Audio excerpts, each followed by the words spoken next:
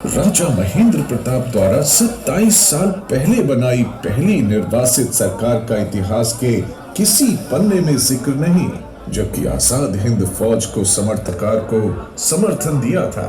राजा महेंद्र प्रताप के क्रांतिकारी मिशन ने लगभग 18 देशों का ध्यान आकर्षित और जापान जैसे देश शामिल थे। उन्हें एक निर्भीक नेता और प्रतिरोध के प्रतीक दुनिया भर में समान विचारधारा वाले स्वतंत्रता सेनानियों के साथ मिलकर मील का पत्थर बन गया। पूरी दुनिया में उनका प्रभाव गैरीबाल्डी और लेनिन जैसे नेता मानव थे।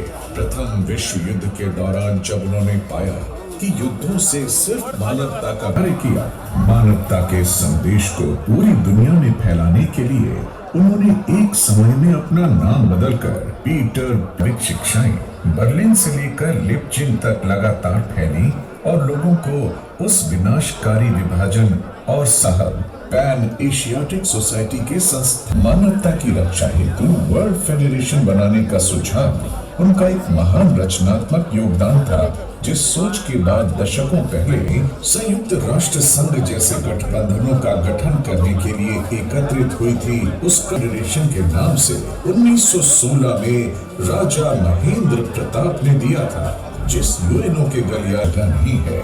राजा साहब का कार्य उन साझेदारी की नींव रखता है जो के संदेश के लिए प्रोत्साहित करती है। ब्रिटिश क्रूरताओं को उजागर करने, शिक्षा को बढ़ावा देते हुए वर्ष 1932 में स्वीडन ने उनका नाम नोबेल शांति पुरस्कार के लिए नामित किया था।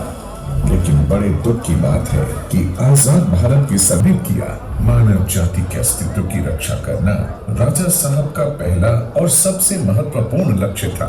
उन्होंने प्रेम धर्म की स्थापना कर कृत्रिम रूप से सांस्कृतिक, जातीय, नस्लीय और वैचारिक एक झटके में ही तोड़ दिया। रोम के वेटिकन के पोप ने उनका बहुत आदर सम्मान किया और तुर्की ने उन्हें सामूहिक रूप से आर्यन पेशवा की उपाधि दी। जापान और चीन में तमाशा और उन्हें जीवित बुद्धा की उपाधि दी। भारत के सन्यासियों और धर्म गुरुओं ने उन्हें आधुनिक युग विशेष रूप से यहाँ पर उल्लेख करना चाहेंगे श्री सरदार सिंह जी का, जो पूर्व मंत्री हैं उत्तर प्रदेश सरकार के। आपका बहुत बहुत अभिनंदन। हमारे साथ में श्री चरद प्रताप जी हैं, राजा साहब जी के प्रपौत्र हैं। आपका बहुत बहुत अभिनंदन है आज के इस कार्यक्रम में। यूएसए से हमारे बीच आए हुए हैं श्री हर्ष कुमार जी। हर्ष कुमार जी, आपका भी हम बहुत बहुत स्वागत करते हैं आज के इस ऐतिहासिक आयोजन में। हमारे साथ में श्री धीरेन्द्र सिंह जी हैं, जो जेवर से एमएलए हैं। आपका भी विधायक हैं। आपका बहुत बहुत अभिनंदन आज के इस कार्यक्रम में। हमारे साथ में राशिद अलवी जी हैं, उनका भी हम बहुत बहुत स्वागत करते हैं। डॉक्टर अंकुर लाठर जी हैं, जो आईएएस ऑफिसर हैं। आपका भी सर बहुत बहुत अभिनंदन। हमारे साथ में राजा महेंद्र प्रताप सिंह यूनिवर्सिटी अलीगढ़ के वाइस चांसलर हैं। आपका भी हम आज के इस कार्यक्रम में बहुत बहुत स्वागत करते हैं। इसके अतिरिक्त योगानंद शास्त्री जी, आज के इस कार्यक्रम में आपने भी शोभा बढ़ाई है। आपका भी बहुत बहुत अभिनंदन। सुरेंद्र दहिया जी हमारे साथ हैं, दहिया खाप के अध्यक्ष। आपका भी हम अभिनंदन करते हैं। सुधीर चौधरी जी हैं, पूर्व जिला पंचायत अध्यक्ष अलीगढ़ से। सुधीर जी, आपका भी हार्दिक अभिनंदन। सतीश पुनिया जी हैं, राज्यसभा के सांसद। माननीय सांसद जी, आपका भी बहुत बहुत स्वागत आज के इस आयोजन में। डॉक्टर सत्यपाल सिंह जी, पूर्व मंत्री हमारे बीच, आपकी उपस्थिति के लिए हम आपके आभारी हैं। आपका भी बहुत बहुत स्वागत। हमारे साथ में ये ओके जी, तेजवीर सिंह जी राज्यसभा सदस्य हैं, माननीय सदस्य। आपका भी आज के इस कार्यक्रम में बहुत बहुत स्वागत। और जिनके नामों का उल्लेख हम नहीं कर रहे हैं, उन सब का भी, आप सभी आदरणीय हैं, माननीय हैं, आप सभी का आज के स्वागत है, हार्दिक अभिनंदन है।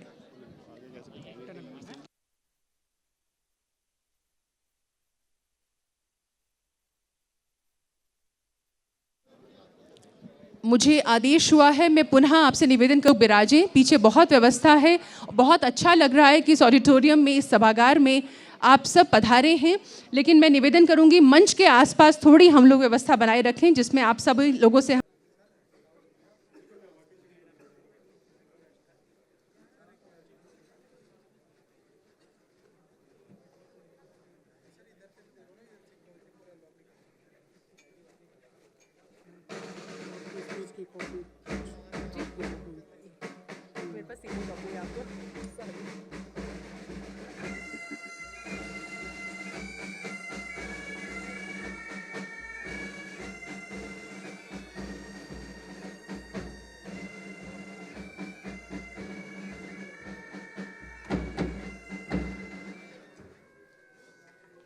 भारत के माननीय उपराष्ट्रपति श्री जगदीप धनखड़ जी का आगमन हो चुका है।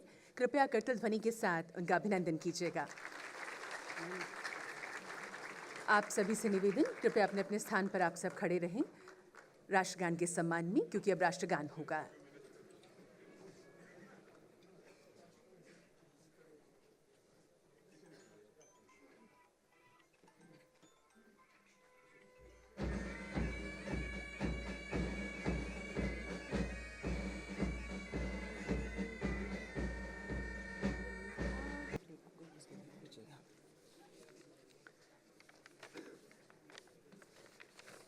मैं मंच पर आमंत्रित करना चाहूँगी श्री रणवीर सिंह जी को, सीनियर एडवोकेट और ट्रस्टी राजा महेंद्र प्रताप फाउंडेशन की। आपसे निवेदन, कृपया आप मंच पर आएँ।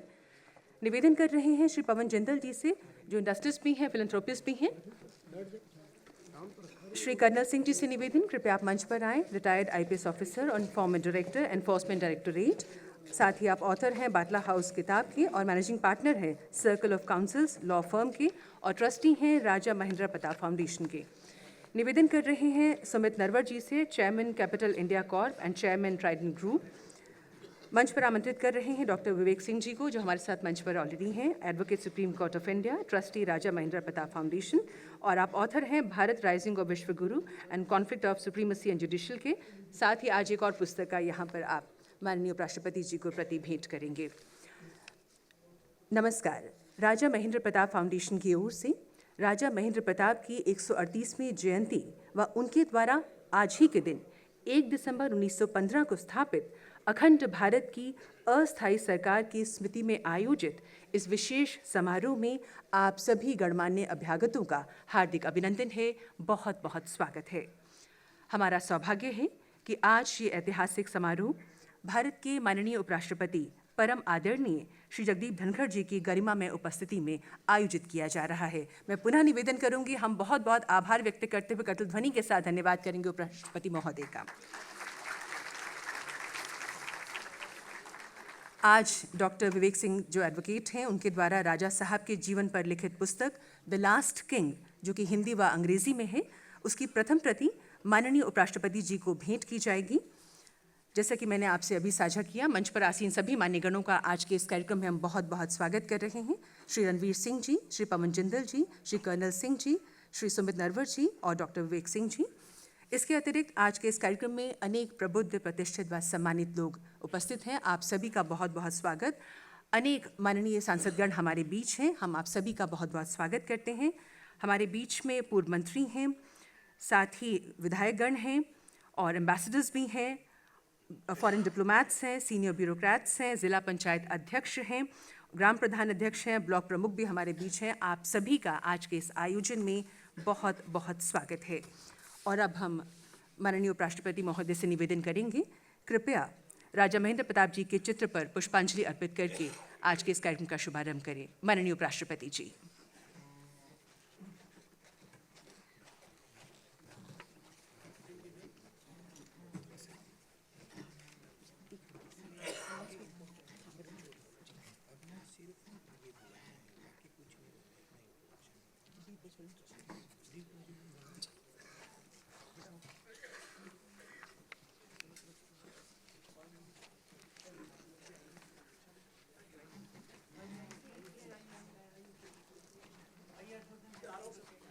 माननीय उपराष्ट्रपति जी दीप प्रज्वलित करके आज के इस कार्यक्रम का विधिवत रूप से शुभारंभ कर रहे हैं।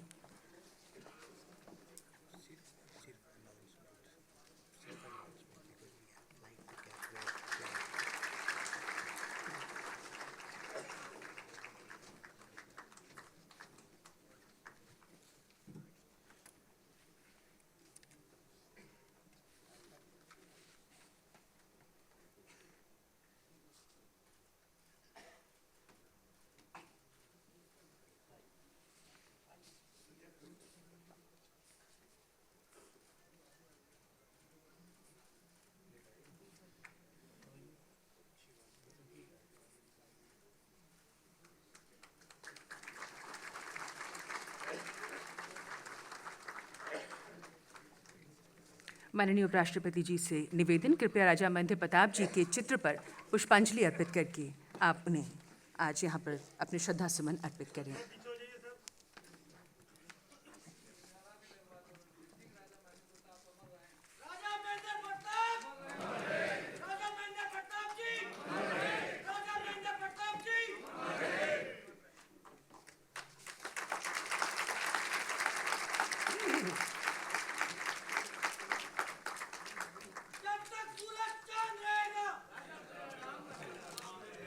बहुत बहुत धन्यवाद माननीय उपराष्ट्रपति जी।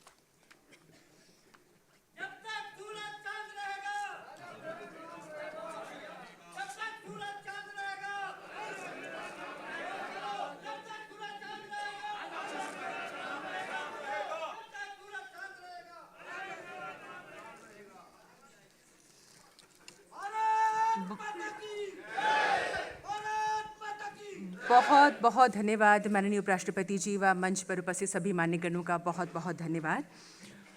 और अब हम मंच पर आमंत्रित कर रहे हैं डॉक्टर नरेंद्र सिंह जी को और उनसे निवेदन करेंगे कृपया हमारे आज के इस आयोजन के मुख्य अतिथि भारत के माननीय उपराष्ट्रपति जी को पुष्पगुच्छ भेंट करके मंच पर वो उनका सम्मान करें, उनका अभिवादन करें।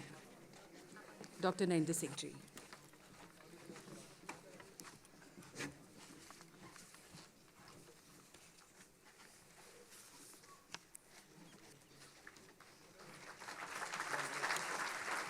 निवेदन कर रहे हैं श्री राजीव चौधरी जी से कृपया मंच पर आएं व माननीय उपराष्ट्रपति जी को शॉल भेंट करें।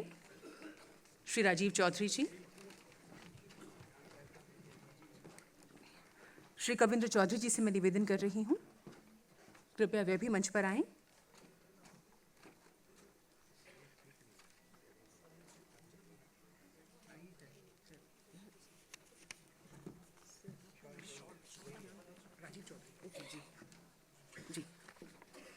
श्री राजीव चौधरी जी अब माननीय उपराष्ट्रपति जी को शॉल भेंट करेंगे।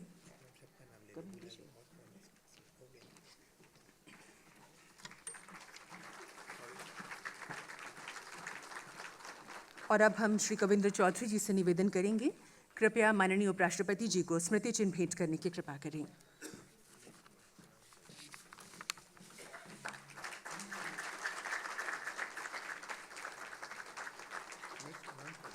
और अब हम स्वागत उद्बोधन के लिए आग्रह करेंगे retired IAS officer Shri Harshvardhan ji से।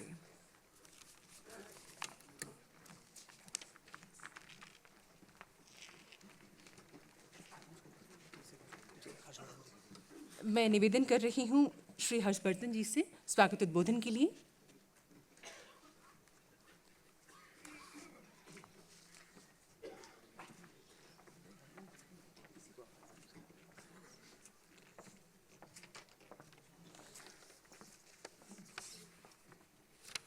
नमस्कार, आप सबका आभार, अभिनंदन, यहाँ आने के लिए स्वागत है।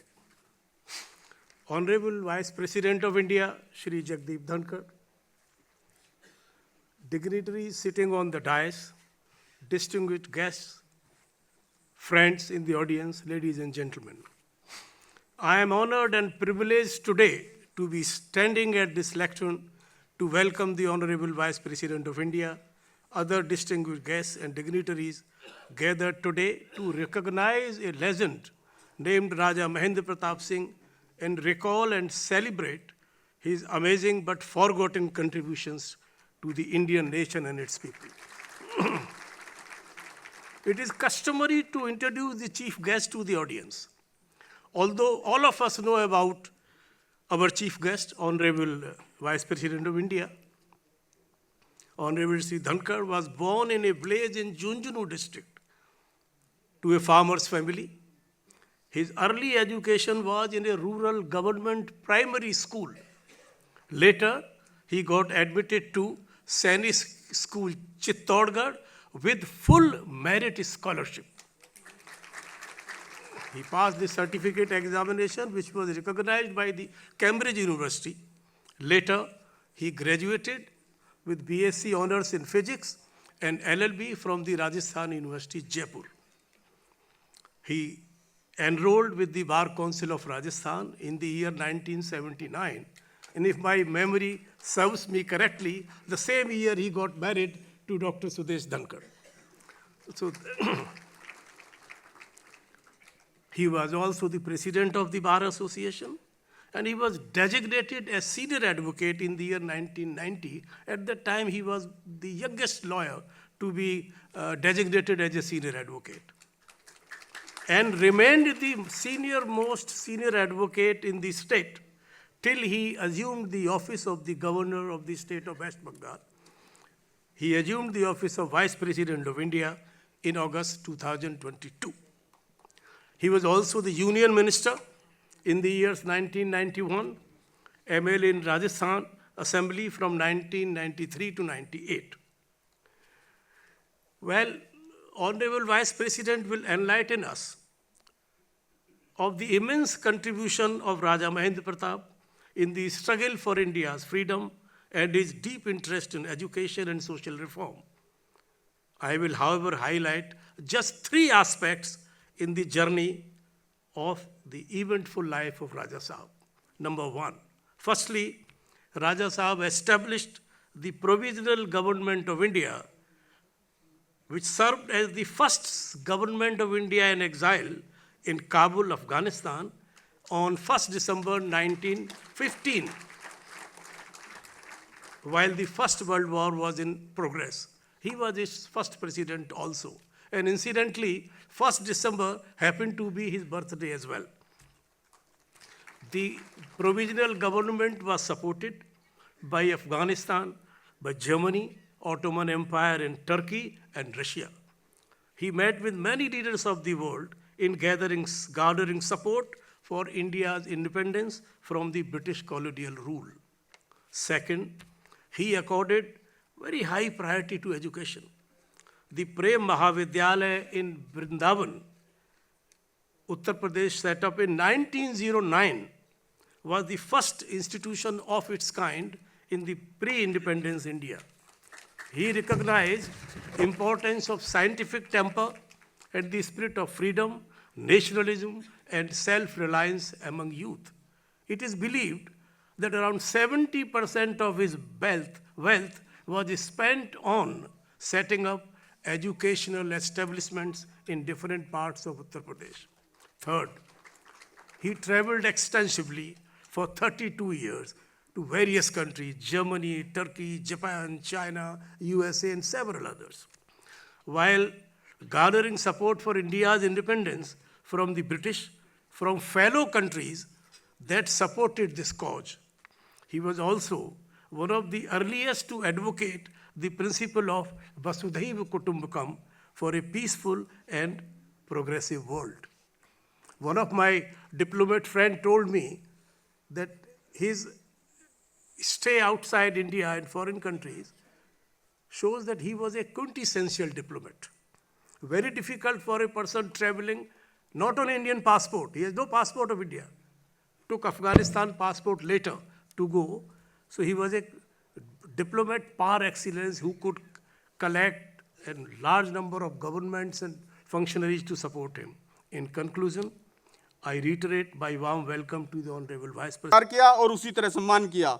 ओटोमन एम्पायर और ईरान के सुल्तान ने राजा साहब को आर्यन पेशवा की उपाधि दी। ओटोमन साम्राज्य और ईरान के राजा ने कहा कि ईरान से लेकर तिब्बत तक ये आर्य क्षेत्र है और आप इसके पेशवा हैं। जापान के लोगों ने राजा साहब को ईस्ट को मार्को पोलो कहा। द्वितीय पैन एशियाटिक कॉन्फ्रेंस ने राजा साहब को सर्वोच्च सम्मान देकर सम्मानित किया। 1932 में स्वीडन ने नोबेल पीस पुरस्कार से राजा साहब को नामित किया, जो प्रथम भारतीय थे। पर्शियन एम्पायर ने उन्हें the order of red eagle से नवाजा, जो कि वहां का सर्वोच्च सम्मान था और एकमात्र भारतीय हैं जिनको वो आज तक ये सम्मान मिला। महात्मा गांधी ने कहा, आप लोग मुझे बड़ा मानते हैं लेकिन वो मुझसे भी बड़े हैं। वेटिकन में जो वहां पे क्रिश्चियन का सबसे बड़ा पोप रुकते हैं, वहां पे राजा साहब को उसी जगह पे रुकाया जाता था जहां पोप रुकते थे। जापान और चीन के लोगों ने उनको जीवित बुद्ध कहा। भारत के प्रसिद्ध संत देवराव बाबा ने उनको राजऋषि महेंद्र प्रताप कहा। कम्युनिस्ट विचारधारा के प्रसिद्ध लेनिन ने उनको टॉलस्टॉय कहा। इंग्लैंड के फेमस कवि हैफरन ने उनको द सन ऑफ एशिया कहा और फेमस हिस्टोरियन एसी बोस ने उनको रेस्टलेस किंग कहा। दलाई लामा ने उनको जीवित बुद्ध कहा और उनके ऊपर एक प्रसिद्ध किताब द ग्रेट गेम के ऑथर पीटर हॉपकिंग ने लिखी, like hidden fire the plot to bring down the British empire. राजा साहब ने दलितों के उत्थान के लिए बहुत कार्य किया। बहुत कुछ बोलने को है, लेकिन मैं क्षमा चाहूँगा, महामहिम का आदेश हो रहा है मुझे बार बार, तो महामहिम के बाद में मैं कोशिश करूँगा कि आप लोगों से दोबारा से मुताकिब हों। और इसी के साथ एक बार आप मेरे साथ प्लीज जोर से बोलेंगे, राजा महेंद्र प्रताप अमर रहे, राजा महेंद्र प्रताप, राजा महेंद्र प्रताप। यहां पर आने के लिए मैं आप सबका वंदन करता हूं, अभिनंदन करता हूं। नमस्कार। बहुत धन्यवाद डॉक्टर विवेक सिंह जी। राजा महेंद्र प्रताप जी के प्रति आपकी भावनाओं का हम सम्मान करते हैं। और अब हम भारत के माननीय उपराष्ट्रपति जी से सादर अनुरोध करेंगे, कृपया आज के इस अवसर पर अपने उद्गार साझा कर हम सबको कृतार्थ करने की कृपा करें। माननीय उपराष्ट्रपति जी।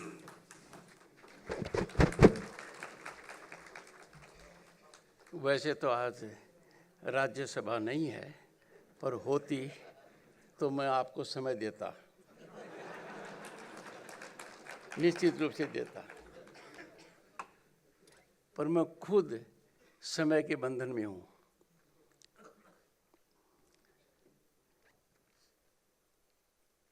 I never imagined all my life that I will have this day in my life.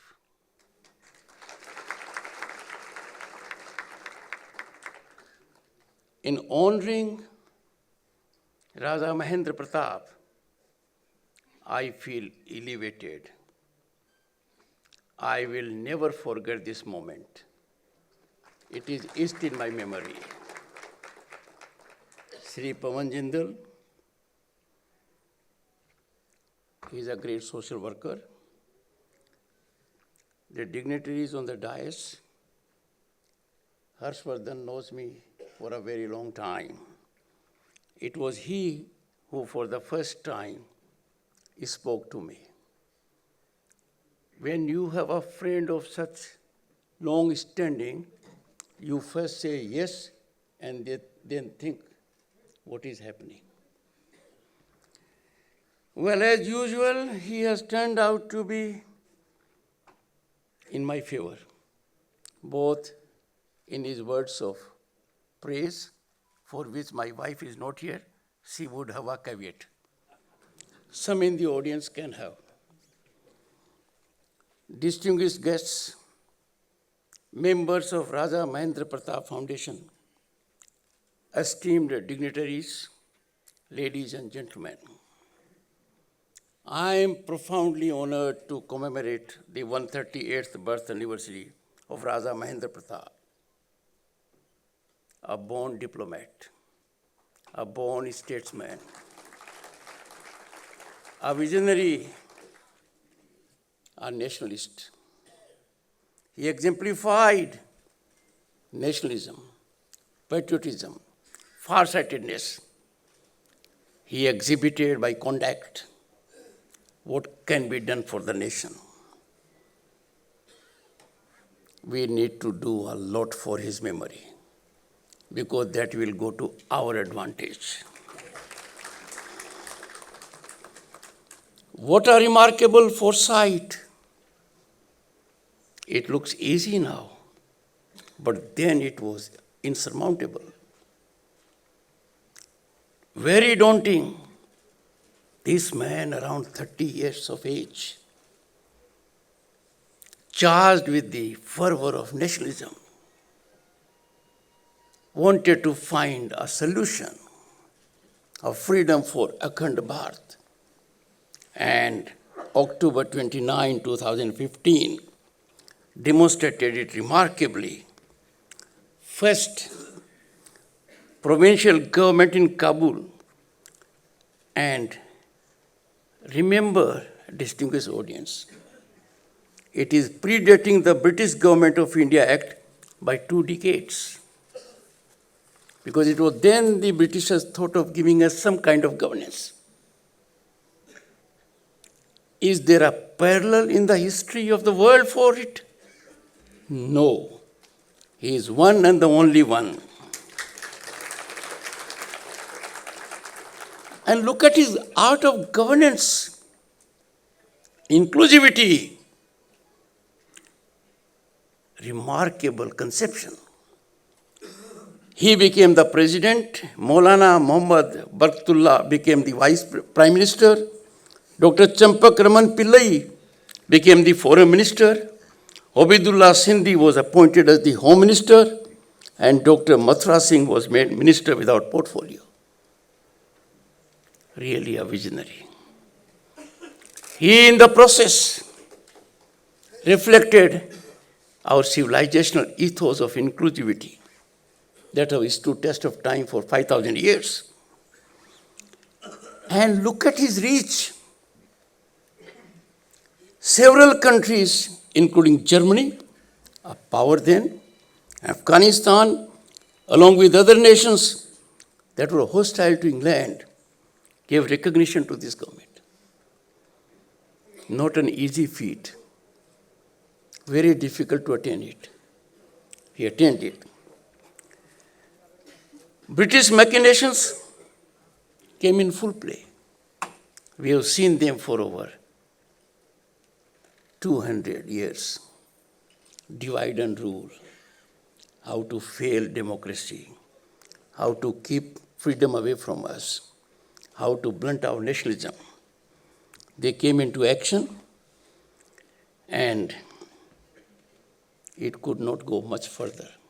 But it stands today in the world diplomacy and the world struggle for freedom, a unique testament to resolute pursuit of freedom.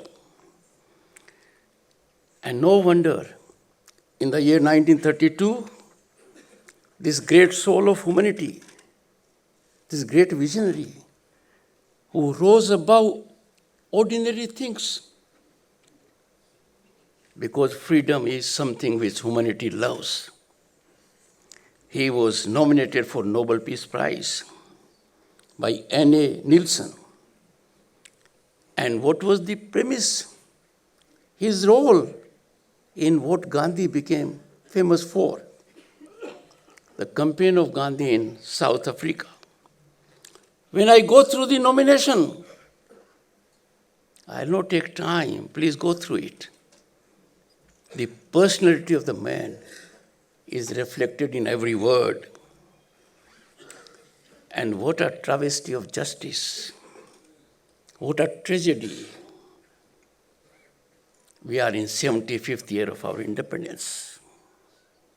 We have failed, miserably failed, to recognize such a heroic feats of this great man. Our history has not given him the place which it deserves.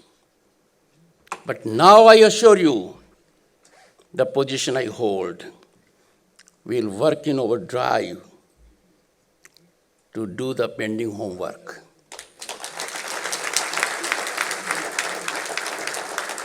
The people present here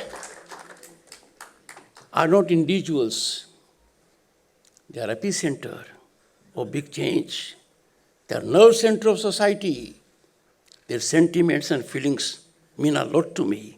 My salutations to everyone who is present here. If we look at the foundations of our independence, we have been taught very differently. Foundations of our independence are built upon supreme sacrifices of the people like Raja Mahendra Pratap Singh and other unsung heroes or not so well sung heroes. During my visit to Kotra, Udaipur, recently, commemorating Birsa Munda's 150th birth anniversary, I gathered friends, a heart-wrenching 1913 Mangar Hill dastardly episode. In that year, 1913, much before Jallianwala Bagh, 1,500 7 tribal people became victim of British bullets. What a carnage. What a dastardly act. History did not give much recognition to it. I am trying to indicate that such kind of British barbarity, along with the patriotic saga of Maharaja Surajmal, Raja Mahendra Pratap Singh, why are they inadequately chronicled? Why they don't find space in history? This particular occasion will be a game changer, a milestone. Our history books have done injustice to our heroes. Our history has been manipulated and doctored, created a monopoly of few that they gained us independence. It is unbearable pain on our conscience. It's a burden on our soul and heart. And I'm sure we have to bring about big change. No better occasion than formation of the first Bharat Sarkar at that point of time in 1915. No better occasion than to put it on the strong pedestal of character life of Raja Mahendra Pratap. Distinguished audience, we cannot nurture our history by bestowing indulgent, sycophant credit rating to those who played role, of course, but not the role which others played. We cannot allow our heroes to be downsized. Today, we are discussing one of them. It is imperative to present unvarnished historical accounts to ignite patriotic fervor for this generation and future generations. Imagine who have been given Bharat Ratna. But it was in 1990 that Dr. B.R. Ambedkar got. Why? Why was the delay? Imagine the mindset. I had the good fortune to be a member of parliament and a minister. There was political shift. And then, recently, Chaudhry Charan Singh, Karpuri Thakur. They live in our hearts. They dominate our minds. They believed in the farmer. They believed in rural India.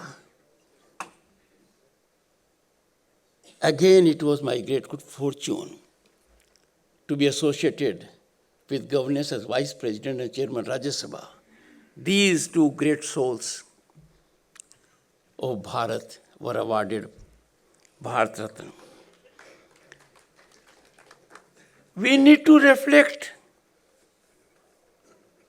जो हो गया सो हो गया, पर आगे का रास्ता सही हो। विकसित भारत का निर्माण किसान की भूमि से होता है। The passage to विकसित Bharat is through the farmland. किसान की समस्याओं का निराकरण त्वरित गति से होना चाहिए। किसान परेशान है तो देश की आन बान को बहुत बड़ा बट्टा लगता है। और ज्यादा ये इसलिए होता है कि हम मन की बात को मन में रख लेते हैं। आज के दिन इस पावन दिवस पर मैं अपना संकल्प जाहिर करता हूं कि किसान की समस्या का निराकरण करने के लिए मेरे दरवाजे 24 घंटे खुले हैं।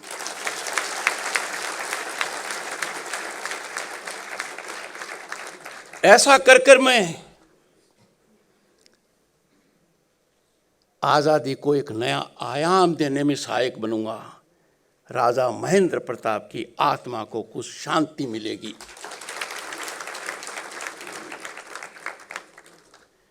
हमने लंबे समय तक उन लोगों की अनदेखी कर दी जो हमारे मार्गदर्शक रहे।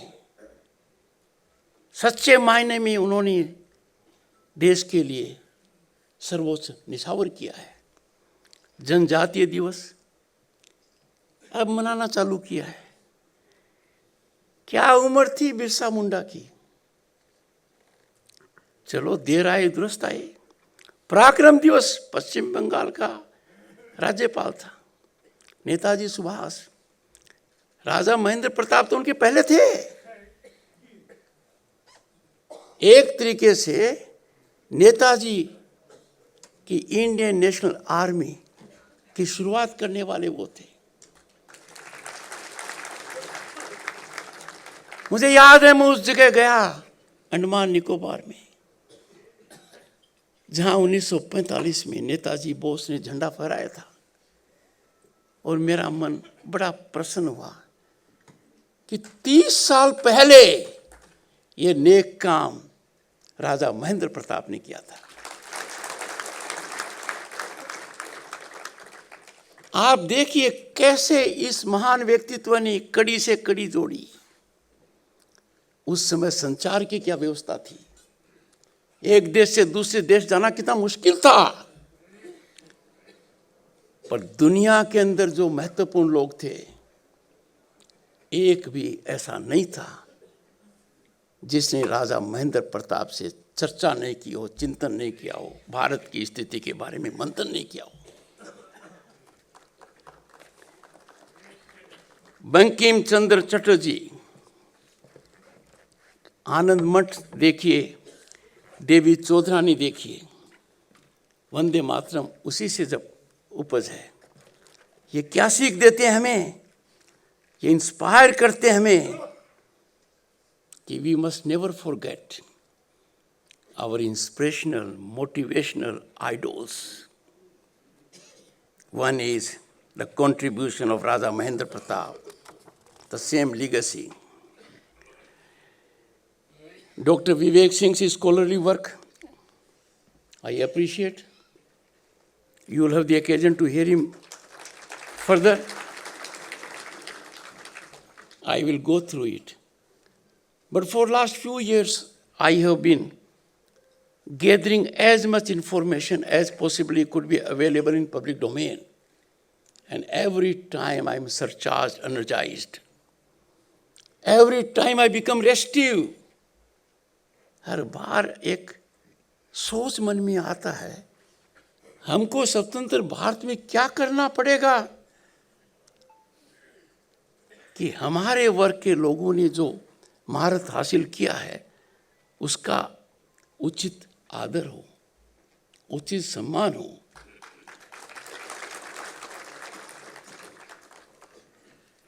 वर्तमान व्यवस्था ठीक है, आर्थिक प्रगति जबरदस्त है। We have exponential economic upsurge, phenomenal infrastructure growth. Our global image is very high. But as I said,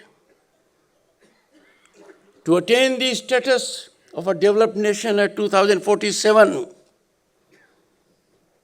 precondition is our farmer has to be satisfied. हमें याद रखना होगा, अपनों से नहीं लड़ा जाता है, अपनों को नहीं छकाया जाता है, छकाया दुश्मन को जाता है, अपनों को गले लगाया जाता है।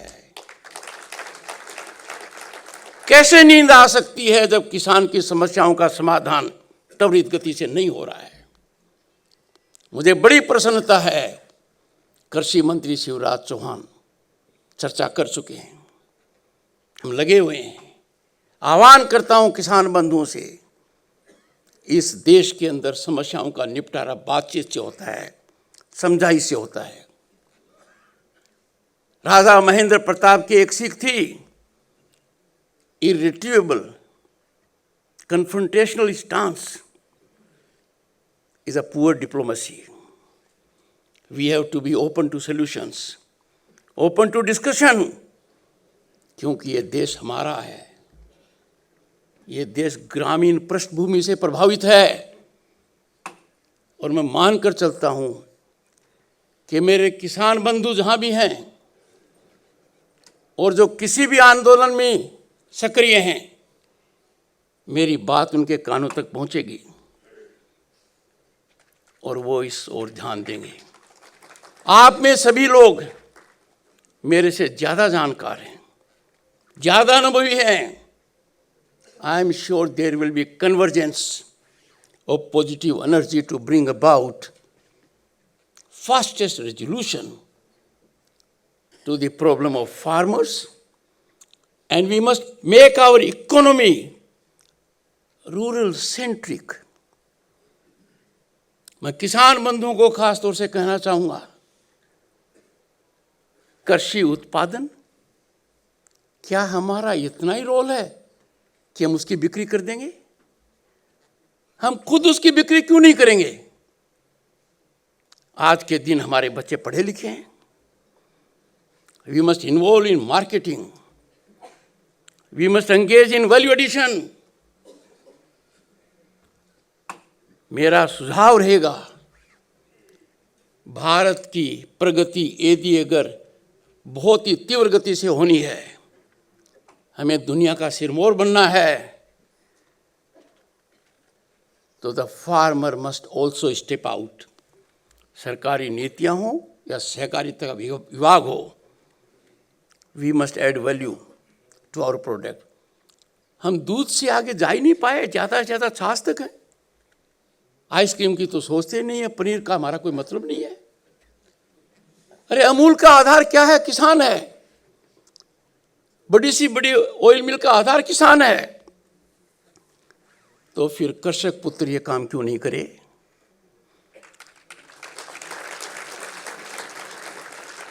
बड़ी नौकरी छोड़कर लोग आ रहे हैं, आईआईटी वाला आ रहा है, आईआईएम वाला आ रहा है, हमारे लोग नहीं आ रहे हैं।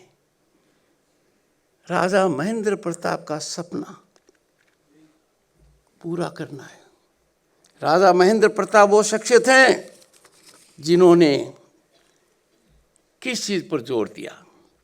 उनको पता था कि education is the most impactful transformative mechanism to bring about equality and cut into inequities.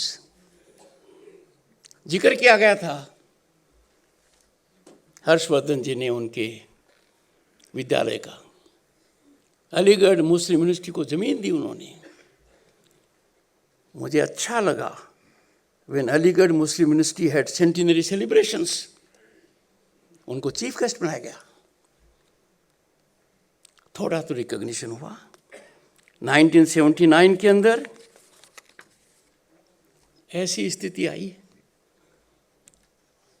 तब भी सरकार ठीक ठाक थी। उनकी याद में एक पोस्टल स्टैम्प जारी किया गया। पर क्या हम वहां तक ही संतुष्ट रह सकते हैं? नहीं। He was a member parliament. I went through his entire proceedings. और मुझे एक बहुत खास बात नजर आई और मुझे पता लगा कि कितने दूरदर्शी थे वो, कितनी बातों का ध्यान रखते थे। 22 नवंबर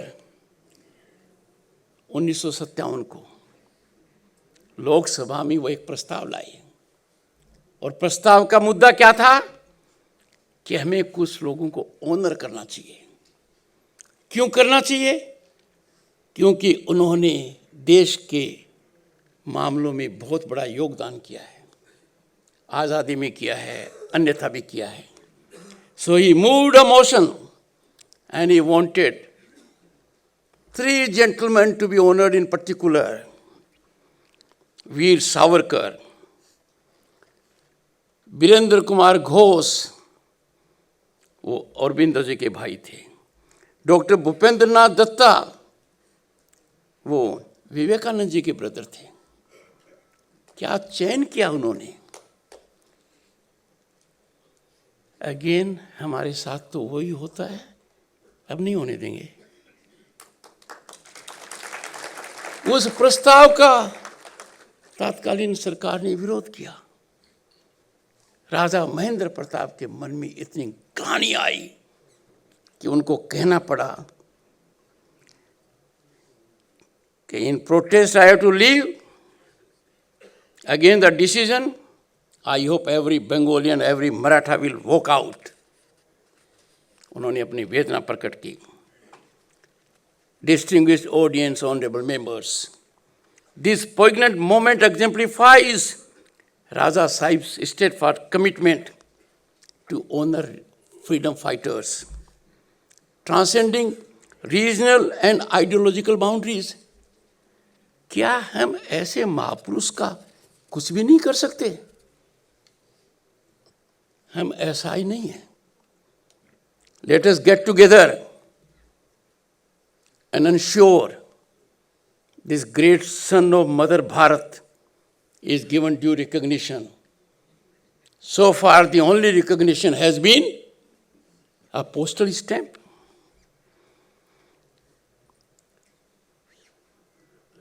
मैंने ये आपसे कहा, राजा साहब का एक उद्देश्य था कि जहां तक संभव हो गले लगाओ. Inclusive approach, outreach. और उस कालखंड में किस तरीके से पूरे ग्लोब ट्रोटिंग के माध्यम से उन्होंने संपर्क हासिल किया. मेरा आपसे अनुरोध रहेगा कि मेरे मस्तिष्क में, मेरे मन में ये पीड़ा है, और मेरे से ज़्यादा पीड़ा आपके मन में है. मैंने शुरू में सोचा था कौन आएंगे. जब मैं देखता हूँ आप लोगों को तो मुझे लगता सब आ गए.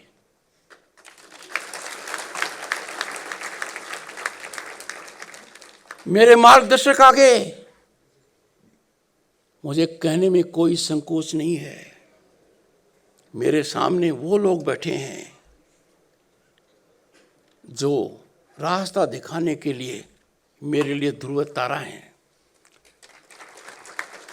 और संकट की घड़ी में वो किसी भी लाइट हाउस से कम नहीं है. I am grateful to the foundation for being so functional. I will give a fellowship to the foundation to do research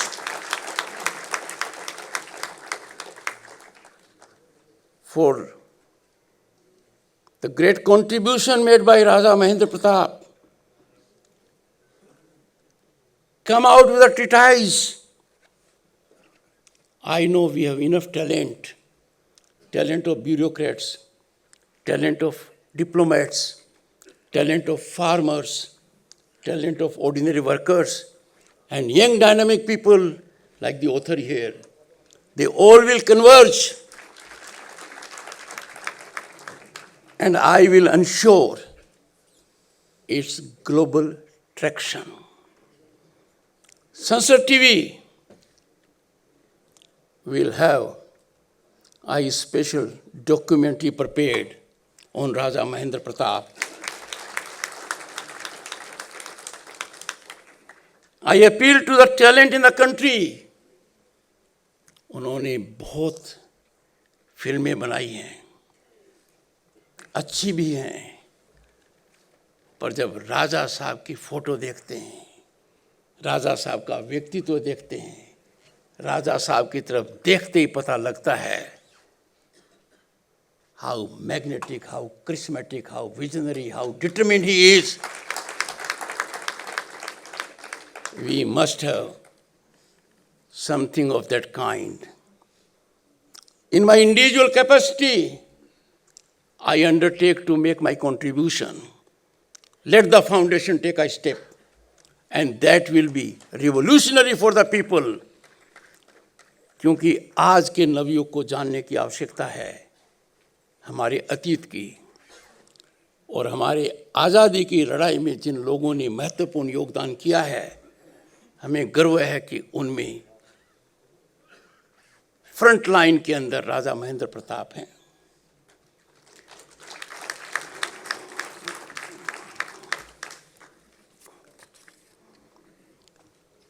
ये कहा गया है, and this is historical fact also, past is prelude to future.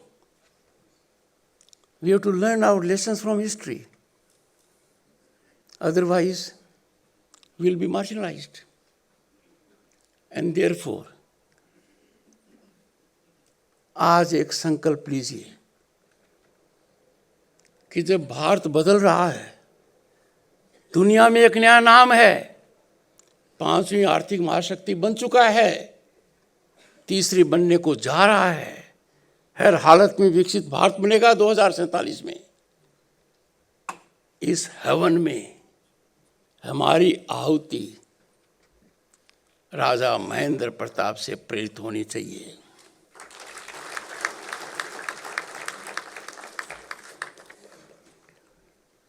I commend the foundation and the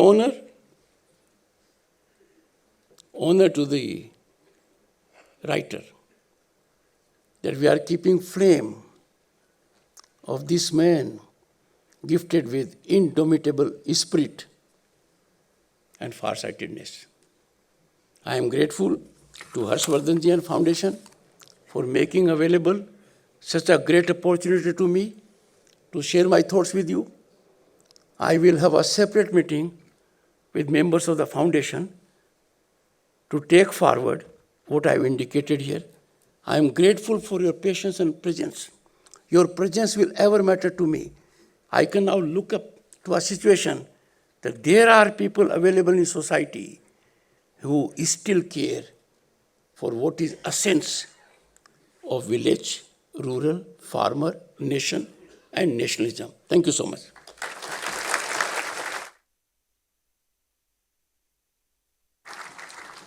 बहुत बहुत धन्यवाद माननीय उपराष्ट्रपति जी, आपके आशीर्वचनों के लिए, यहाँ बैठे सभी लोगों का पथ प्रदर्शन करने के लिए बहुत बहुत आभार. और अब आप सभी से निवेदन, कृपया आप सब राष्ट्रगान के सम्मान में अपने अपने स्थान पर शांतिपूर्वक खड़े हो जाएं, क्योंकि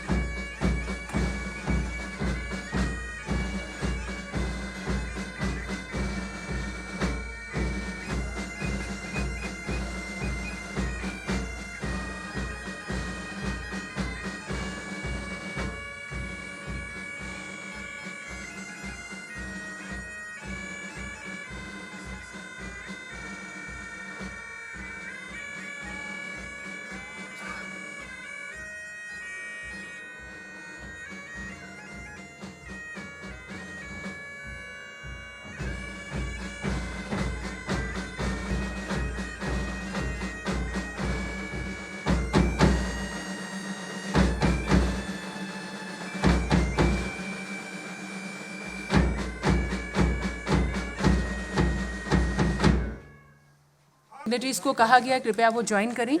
हम बहुत बहुत आभार व्यक्त करते हैं आज के हमारे कार्यक्रम के मुख्य अतिथि माननीय उपराष्ट्रपति जी का. आदेश हुआ है कि मैं ऑर्गेनाइजर्स जो हमारे हैं, जिनसे कहा गया था, उनसे निवेदन, कृपया ग्रुप फोटोग्राफ के लिए आप लोग बाहर आ जाएं. ऑडी के मैं ऑर्गेनाइजर्स से सादर निवेदन कर रही हूँ, ग्रुप फोटोग्राफ के लिए आप लोग बाहर आएँ. और बाकी सभी लोगों से निवेदन, माननीय उपराष्ट्रपति जी के प्रस्थान तक आप सब इसी प्रकार से व्यवस्था बनाए रखें और यहाँ ऑडी में बैठे रहें. बहुत धन्यवाद.